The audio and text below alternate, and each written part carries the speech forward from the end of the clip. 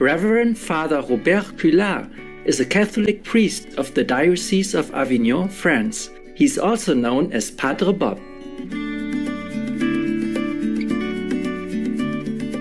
Aside from preaching, he's also an environmental and animal activist, as well as a vegetarian advocate. He loves animals and defends them, and is strongly against factory farming. You may be surprised that Father Robert Cullard is well acquainted with heavy metal music and is a metalhead himself. Father Robert Cullard is the author of various books and wrote his first book, L'Âge du Métal, Age of Metal, in 2007, after coming into contact with heavy metal music. In 2015, he published Méditation biblique sur les animaux, Biblical Meditations on Animals, after discovering the shocking treatment of factory-farmed animals. He also subsequently wrote Le Paradis Végétarien, Méditation patristique, The Vegetarian Paradise, Patristic Meditations, and Cattle Decapitation, Gore Ecology, 2018. Supreme Master Television was granted the honor of an exclusive interview with Reverend Father Robert Cullard in Paris on December 7, 2020. We will now share with you extracts of this most interesting and enlightening interview. In the previous episodes, Father Robert Cullard shared his views on vegetarianism and the progress of the Church in raising awareness on animal cruelty. Today, Father Robert Cullard shares another quote, 221, from the Laudato Si 2015, calling all Christians to make the explicit change and to live in harmony with our animal friends and the surroundings. Et un dernier passage, c'est le numéro 221. J'invite, là, c'est l'appel du pape, j'invite tous les chrétiens à expliciter cette dimension de leur conversion, à rendre explicite, concrète, en permettant que la force et la lumière de la grâce reçue s'étendent aussi à leur relation avec les autres créatures, donc avec les animaux, ainsi qu'avec le monde qui les entoure, et suscite cette fraternité sublime. Tout à l'heure, on avait communion universelle, il me semble. Oui, communion universelle, maintenant fraternité sublime, avec toute la création que saint François d'Assise a vécue d'une manière si lumineuse. Father Robert Cullard further goes on to explain the misconceptions by many Christians who think that eating meat is okay, which is actually forbidden. He elaborates on the verses quoted from the Laudato Si and the Bible that advocate veganism, vegetarianism, as highlighted in his book, The Biblical Meditations on Animals, as well as the surprise discovery of Genesis verse 29 to 30, which dictate vegan diets for all. Le titre, si vous voulez, pourrait prêter à confusion, parce que, méditation biblique sur les animaux. Contrairement à d'autres prêtres qui ont fait un autre type de travail, le but de ce livre n'est pas de recenser tous les animaux qui sont cités dans la Bible, de faire une espèce de zoologie biblique. Ça ne m'intéresse pas de faire des listes, pour moi, ce n'était pas mon but. Mais le but de ce livre, c'était bien la relation que nous, humains, nous avons avec les animaux. Et dans le cadre de notre relation avec Dieu, dans le cadre de la foi, évidemment, puisque c'est la Bible, c'est un livre religieux, sacré. Voilà.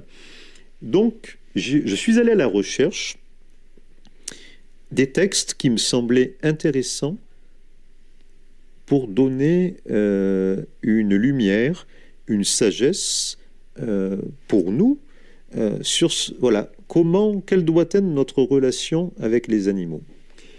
Et je dois dire que la plus grande découverte que j'ai faite, parmi tous les textes que j'ai étudiés, que j'ai expliqués dans ce livre, la plus grande découverte, bizarrement, et ça c'était une expérience aussi intéressante parce que ça montre qu'un croyant même un prêtre, un croyant qui lit la Bible, il va y trouver quelque part ce qu'il cherche. Je m'explique. C'est-à-dire que moi étant devenu végétarien, ayant acquis cette sensibilité particulière pour les animaux, pour les autres créatures, ça m'a permis de repérer un verset que j'avais lu peut-être des centaines de fois auparavant et qui m'avait jamais touché. C'est bizarre, hein? Vous voyez, bon. Et ce verset, c'est le verset 29 du premier chapitre de la Genèse. Je redis pour ceux qui nous écoutent que dans le livre de la Genèse, premier livre de la Bible, vous avez deux chapitres, les deux premiers chapitres qui présentent deux récits différents de la création du monde et de tout ce qu'il contient par Dieu au commencement. Le premier récit, auquel je fais allusion maintenant, est organisé selon un schéma de 7 jours. Il prend la semaine humaine, et puis il dit, voilà, premier jour, etc. Il décrit tout ce qui est créé au fur et à mesure par Dieu. Bon. Et une fois que la création est achevée, au 6e jour, on arrive au verset 29 et 30. Et dans ce verset, Dieu se dit, c'est très bien, j'ai créé les animaux, j'ai créé les poissons, j'ai créé l'homme et la femme, bon, mais il faut que je leur donne une nourriture. Là, on voit que dans ces deux versets que Dieu donne autant aux animaux qu'à l'homme et à la femme un régime qu'aujourd'hui, avec les mots d'aujourd'hui. Évidemment, la Bible n'a pas ces mots, ce serait un anachronisme. Mais aujourd'hui, on appelle ça un régime végétalien. C'est-à-dire que Dieu, clairement, dit, vous allez vous nourrir des fruits, des graines, des légumes. Et donc, vous n'allez pas tuer les animaux pour vous nourrir. Ce n'est pas ma volonté. Ce n'est pas dans le programme. Je pense que c'était la grande découverte qui m'a beaucoup marqué.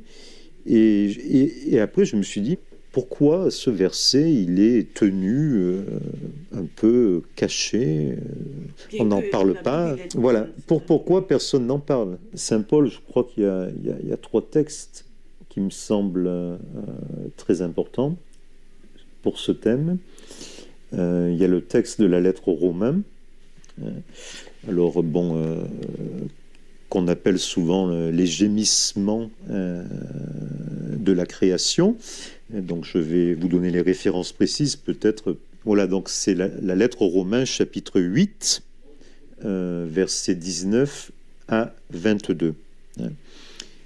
Et là, en effet, il y a l'idée très belle chez Paul que le salut apporté par le Christ est cosmologique. C'est-à-dire que finalement, c'est le salut de toute la création, et pas seulement de l'homme et de la femme. Parce que si vous voulez, classiquement dans la théologie chrétienne, et là il y a une logique évidemment, les animaux n'ont pas péché. Les animaux sont innocents. C'est uniquement l'homme et la femme qui pêchent, et qui ont péché. Donc évidemment, à partir de cela, on a dit le salut n'est que pour l'homme et la femme. Il y a une logique, évidemment. C'est logique, puisque c'est l'homme et la femme qui ont péché. Mais Paul considère, et le pape François reprend beaucoup cela dans son encyclique, il considère que toutes les créatures sont solidaires les unes des autres. Nous sommes une unique famille, avec les différentes espèces, bien sûr. Il ne s'agit pas de dire qu'un homme, c'est pareil qu'un chat ou qu'un chien. Évidemment, c'est différent. Mais nous sommes tous solidaires dans la création. Et donc, le Christ ne peut pas sauver seulement une partie de la création. C'est un salut cosmologique. Après, il y a 2 autres textes de Paul qui sont très intéressants.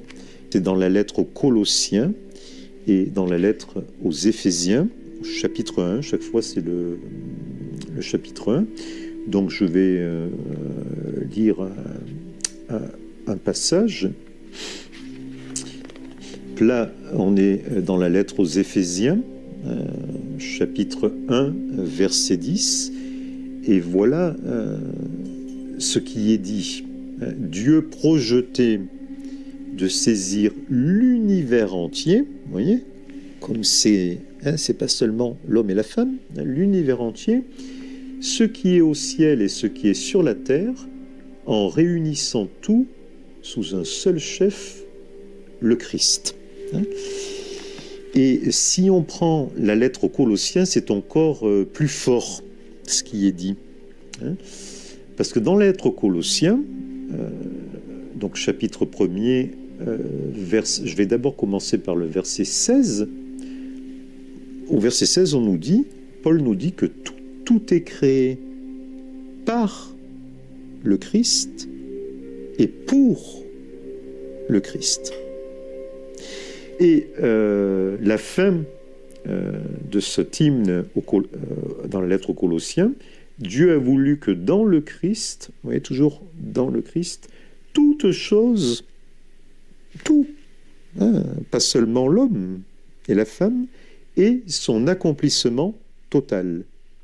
Il a voulu tout, à chaque fois, il insiste toujours sur tout, réconcilier par lui et pour lui sur la terre et dans les cieux. Vous voyez, c'est très large, en faisant la paix par le sang de sa croix. Voilà, donc on voit bien que le sacrifice du Christ, pour Paul, ne concerne pas seulement le salut de l'homme et de la femme, mais il concerne le salut de tout le créé, de toute la création. Évidemment, c'est beaucoup plus beau, c'est une très belle vision. Et le pape François, donc je vais vous le citer parce que je pense que c'est intéressant de le citer, reprend dans son encyclique Laudato Si, il reprend donc l'idée de la finalité. Vous vous rappelez, je disais tout à l'heure, traditionnellement, c'était la doctrine classique de dire les animaux ont été créés pour l'homme. Et on retrouve encore ça dans le catéchisme officiel de l'Église catholique. C'est encore dit comme ça. Mais je crois que le pape va plus loin.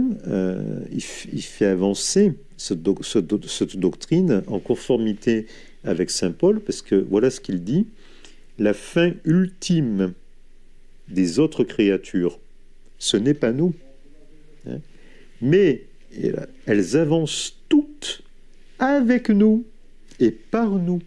Alors vous voyez, c'est bien cette formulation, parce que ça montre à la fois avec nous, ça veut dire que, comme je disais, c'est la solidarité entre toutes les créatures, et par nous.